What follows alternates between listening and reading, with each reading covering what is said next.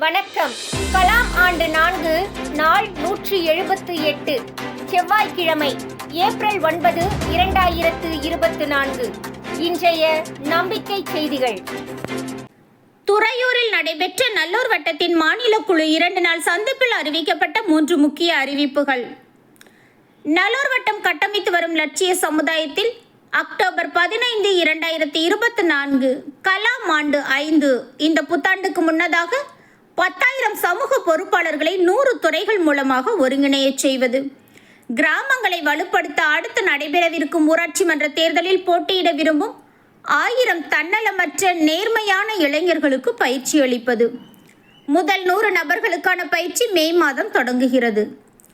பேராசிரியர் பழனித்துறை ஐயா அவர்கள் லட்சிய சமுதாயத்திற்காக இளைஞர்கள், சமூக பெரியோர்கள் மற்றும் பொதுமக்களை சந்திக்க குமரி முதல் சென்னை வரை அனைத்து மாவட்டங்களுக்கும் சுற்றுப்பயணம் மேற்கொள்வது என்று கலந்து ஆலோசித்து அறிவிக்கப்பட்டது என்று நல்லூர் வட்டத்தின் மாநில வழிகாட்டி திரு அன்பு தெரிவித்தார். நம்பிக்கை செய்திகளுக்காக திண்டுக்கல்லிலிருந்து லோகமணி. தவத்திரு சதீஷ் அடிகளார் அவர்களின் 8ஆம் ஆண்டு குரு பூஜை.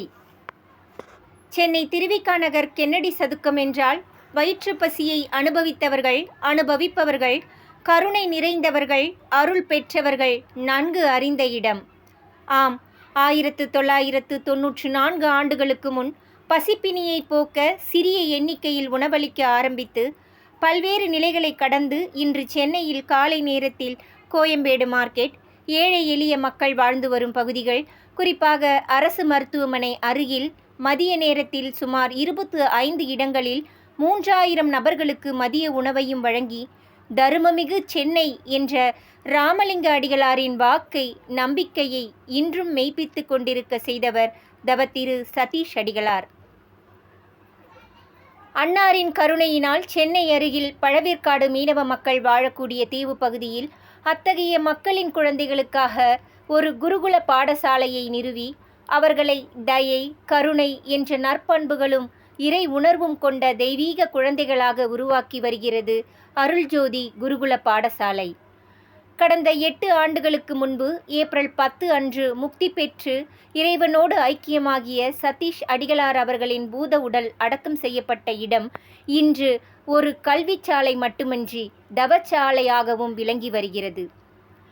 அத்தகைய புனித ஸ்தலத்தில் ஏப்ரல் 10 புதன்கிழமை காலை 9 மணிக்கு தவத்திரு சதீஷ் அடிகளார் அவர்களின் 8ஆம் ஆண்டு குரு பூஜை நடைபெற இருக்கிறது.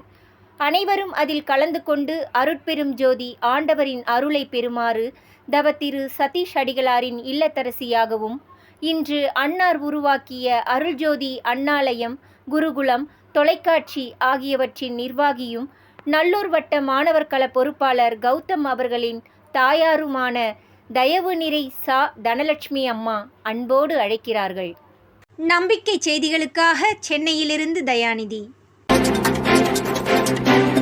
லட்சிய சமுதாயத்தை வலுப்படுத்த பெரியகுமட்டி கிராம வளர்ச்சி குழுவின் வாரக்கூடுதல்.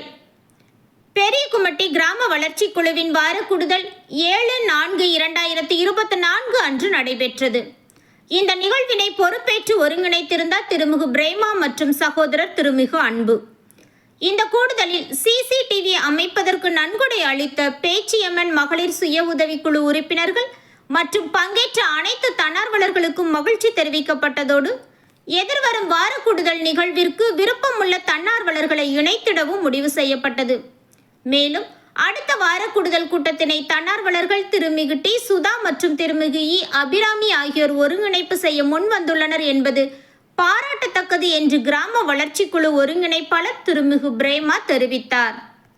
நம்பிக்கை செய்திகளுக்காக திண்டுக்கல்லிலிருந்து லோகமணி. இத்துடன் இன்றைய நம்பிக்கை செய்திகள் நிறைவடைந்தன.